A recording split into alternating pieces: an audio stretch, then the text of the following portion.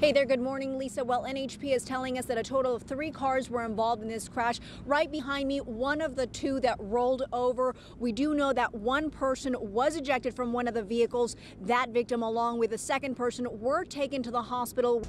Trisha, good afternoon. Well, there are quite a few memorials here in the Valley honoring the victims of 9/11. One of them right behind me, this piece of metal right here that was shipped to this fire station back in 2004. A piece of metal from one of the twin towers, and right beneath it, a plaque remembering those men and women that made the ultimate sacrifice. Now, if you're planning to make your way down here, just be advised everything is sold as is and only cash and credit cards will be accepted. You can always go to our website, check it out, ktnv.com, and see some of the items that will be up for sale.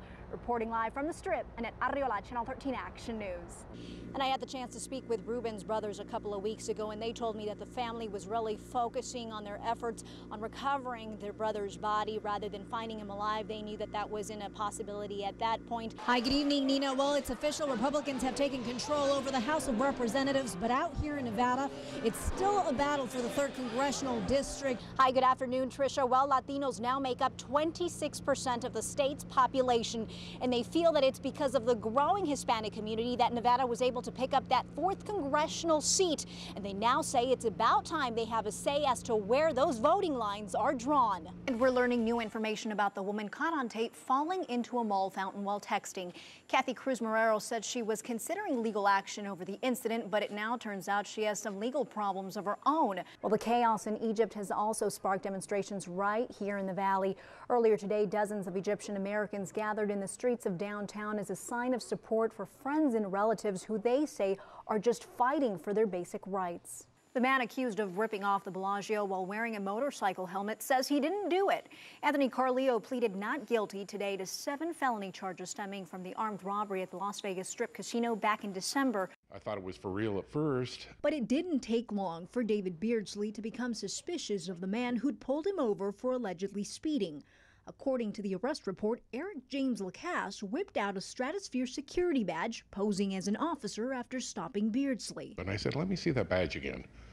And he kind of flashed it to me, and then I grabbed it. I said, this isn't a real badge. And I said, give my license back. A quick glance that paid off. What do you think about all these guys just recently coming out pretending to be cops? It's scary. What's even scarier is just how easy anyone can get their hands on police gear. It's not the same, but it's very similar. Surplus stores like this one in North Las Vegas sell everything from military gear to batons, handcuffs, and holsters, including security badges. Take this combat uniform gear, for example. Many of it is actually worn by real law enforcement.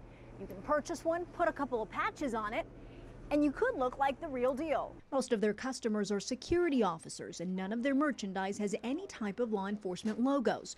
But because there are virtually no restrictions on who can purchase these items, people are being warned to pay close attention to any details that seem out of place. A 6-side star might be a security company, but the 7-side star is Metro PD. A piece of metal that isn't the right color, a part of the uniform that doesn't match.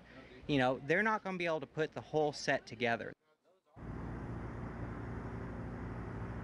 And many of these police impersonators have now turned to the internet to order these items. But the bottom line, folks, here is if it looks suspicious, it is suspicious. And if you ever think you're being pulled over by somebody posing as a cop, you can always call 911. For now, reporting live near Highland Island, Annette, Channel 13 Action News. A caravan of cars parked outside this city stop. Moments later, a swarm of people rushes through the door. Some of the suspects try to distract the employee while the rest of the mob heads straight to the coolers. This was probably 60 or 70, 18 packs, 35 people, 2 hands, 2 trips.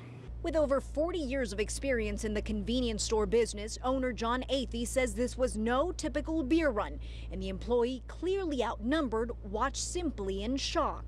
He did exactly what he was supposed to do. He tried to remain calm. The suspects pocketed everything they possibly could with complete disregard of the cameras catching their every move. This guy in the yellow shirt looking left and right, completely clueless that he was being recorded from above. I'm outraged. I mean, it could have been it could have been deadly. I don't want to see it happen again. I want to see these kids brought to justice. And less than 4 minutes later, the herd of amateur criminals was gone. Police now say these young suspects may soon see the consequences of their actions and want to discourage any copycats. The colleges, college athletic programs, and of course future employers, including the military, won't even touch somebody with this kind of crime in their background. And Metro tells us that this type of crime is really nothing new, and if caught, the suspects will be facing grand larceny charges along with burglary charges. For now, reporting live inside the city stop near Sunset and Pecos, Annette Arriola, Channel 13 Action News. Oh, Steve, this is the American dream turned into a complete nightmare for an entire city. We're talking about folks who poured in every penny they had into homes they can no longer afford, and now they have to face a very grueling question. Do they leave or do they continue to pay underwater mortgages? Signs of the housing bust can be found in practically every pocket of a North Las Vegas neighborhood. We tried short sale, we tried everything, refinancing. Everybody told us there was nothing they could do. Jenny West and her husband decided to walk away from their house and are now renting. But like her, over 80% of North Las Vegas homeowners have underwater mortgages, which means they owe more than what the house is actually worth. We paid $320 for it. 2 years later, it was worth a third of what we owed. Back in the day, North Las Vegas was considered one of the epicenters of the construction boom, but today a whole different story, with home values dropping to what they were nearly 10 years ago, wiping away all that equity for homeowners. It was $340,000. I put $100,000 down on it. But just 6 years later, Antonio Beneducci's home was valued at $150,000, leaving him with a mortgage $195,000 in the red. I have my 5 best friends, 4 of them have lost their home already, and I'm now the 5th one. And while countless homeowners still battle with the thought of giving up on the biggest investment of their lives, economists say it's still too early to predict when a full recovery may be on the way.